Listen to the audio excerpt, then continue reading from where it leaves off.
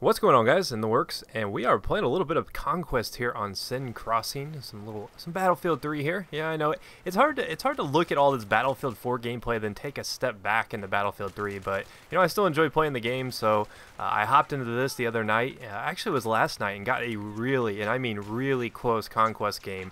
It was a lot of fun. I'm going to be starting out with the G3A3, and then I switched to the AN-94 because I get really annoyed with all the snipers. And typically when snipers get on my nerves, that's the first weapon I switched. Not to say the G3 is not good at taking out snipers, because it can definitely get the job done. I just find the AN-94 to be a little bit better at the job, at least in my opinion. But as you can probably tell by the title, we're going to be talking about the next-gen consoles. Ooh, controversy. And I totally expect there to be a ton of arguing in the comments. I think that kind of stuff is inevitable when you talk about, PS4 versus Xbox.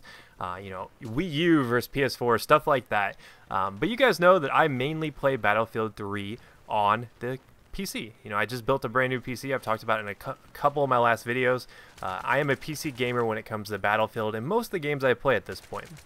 But that's not to say I don't own a console. You guys know that I also play on Xbox. In fact, when I first started playing Battlefield 3, a lot of the content I put up on the channel was actually from my Xbox. There was various reasons behind that, but eventually I just stopped playing on Xbox altogether, and I'm mostly just post PC now because that's what I enjoy playing, and it's more of a preference thing than anything. I don't really have an allegiance to anything. I just play what I enjoy playing, what I think runs this game the smoothest, which was PC at the time. But I do enjoy consoles. I think they're an important aspect of gaming, and I've gotten a lot of messages lately saying, Jake, which console are you going to get? Are you going to even waste your time getting a new console? And I've put some thought into it. I've watched E3 pretty much the entire week. I've got a good idea of what each platform is bringing to the table, and it seems like Xbox is really focusing on that all-in-one media device. Now, I do admit a lot of the hate towards the Xbox One is a little bit overblown. After the dust settled and you kind of took a step back and looked at it, Microsoft did do a really bad job of kind of doing damage control. People were upset. They didn't really put them at ease when they did the interviews. They basically said, hey, if you want an Xbox One, go and you don't have any internet, just go buy an Xbox 360. And I saw that interview and I was like, whoa, that's a little bit cocky. And I'm sure that's not really what he meant. He's probably not very good with his words. But needless to say, people were not happy about it. So at the end of the day, you're probably like, well, which one do you think is actually going to win this console war? And I think it's actually going to be really close. There's a lot of hate going on right now towards the Xbox.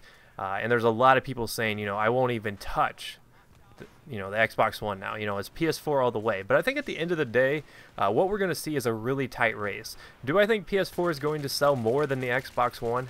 Absolutely. And here's the reason why. If you actually look at the stats right now, more PS3s have been sold than the Xbox 360. Bet you didn't know that. A lot of people will make you feel like it's the other way around. But if you actually look at the units sold, the PS3 is ahead. Now, not by much. If you actually go to VG Charts, which tracks sales of games and consoles and stuff like that, you'll actually see that it's like 77.5 million to 77.6 million. So it's not a very big margin. And those aren't always entirely accurate. So at this point, it's neck and neck for this current generation of consoles.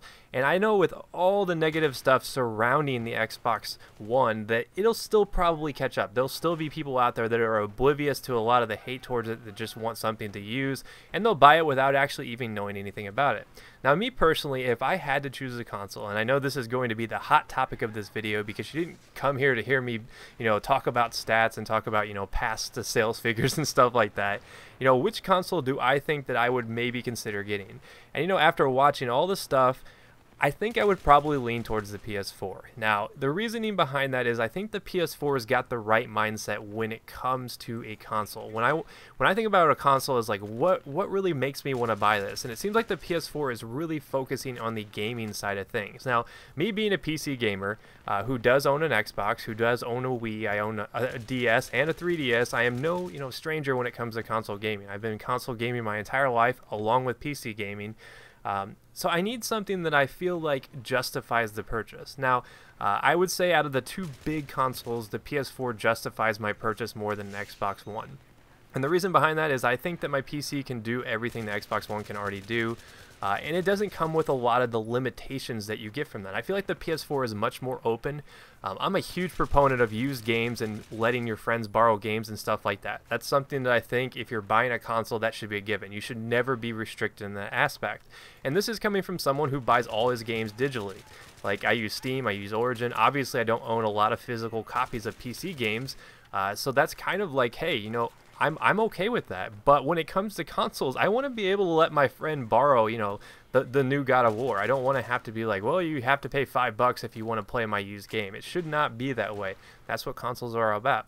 So that's one of the reasons why I'm kind of hesitant to get an Xbox One. Now, it's no hate towards it. I still think it'll be successful. That's just my personal opinion when it comes to that particular device.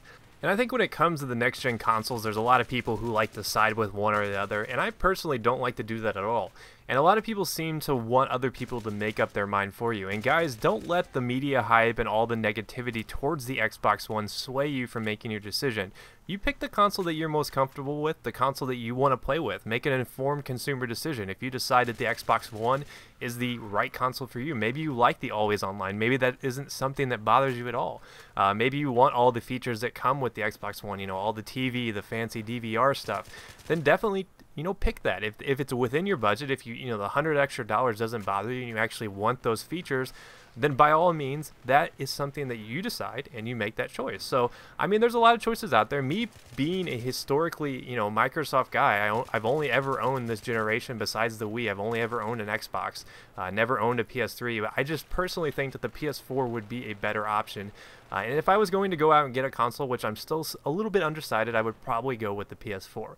But let me know which way you guys are going to go. Are you going to go with the Wii U? Are you going to go with PS4? Or are you going to go with the Xbone, the Xbox One?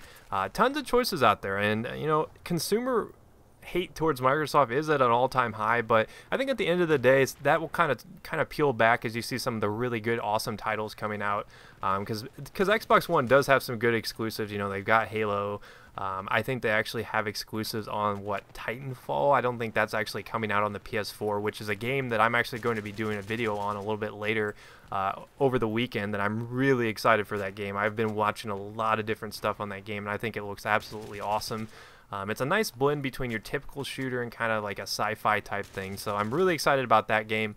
That's a game that's going to be an Xbox One exclusive. I think it's going to be on 360, Xbox One, and actually the PC. So it's not going to be on the PS4. So that's some of the limitations, and there's a lot of things to consider. So when you guys sit down and think about it, let me know which console you're going to get. Maybe you're going to get both. Like I said, I personally might sway towards the PS4, but that's not to say in the future, you know, down the line when the Xbox One's price comes down just a little bit, maybe I'll pick one up. But as of now, I think if I was going to pick one up on launch date, probably go with the PS4. So let me know in the comments. Hopefully you guys did enjoy this game, though. It's coming down to the wire here. You see we win by about 18 tickets. So that last cap I got on that flag was really the deciding factor. So I really felt like I actually played a part in winning this game because I did revive all those people in the flags, and we were able to cap it and get the win. So a pretty good game for the most part. And if you missed any of my past videos, I did 2 previous videos talking about the Battlefield 4 multiplayer. So if you're short on Battlefield 4 content, which I'm sure you're not, but if you are, you want to get the the nitty-gritty details, all there is to offer about Battlefield 4, go check out those videos, and I will see you guys next time. Peace.